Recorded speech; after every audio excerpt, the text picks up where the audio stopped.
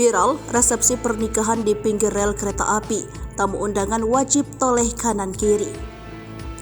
Dunia maya dihebohkan dengan aksi sepasang pengantin yang menikah tepat di samping rel kereta api. Jarak antara pelaminan dengan jalur tempat kereta api melintas tersebut bahkan hanya sekitar 1 meter saja.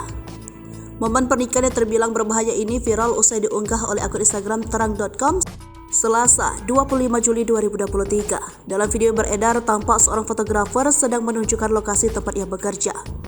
Siapa sangka ternyata fotografer tersebut sedang mengabadikan momen bahagia sepasang pengantin. Namun pesta pernikahan tersebut dilaksanakan di daerah permukiman warga yang berbatasan langsung dengan rel kereta api.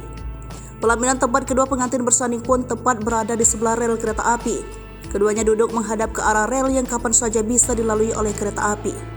Para tamu undangan yang hadir di acara pesta pernikahan itu pun dengan santainya hilir mudik melewati rel kereta api. Beberapa di antara mereka bahkan duduk di sekitaran pembatas rel demi menyaksikan kedua mempelai.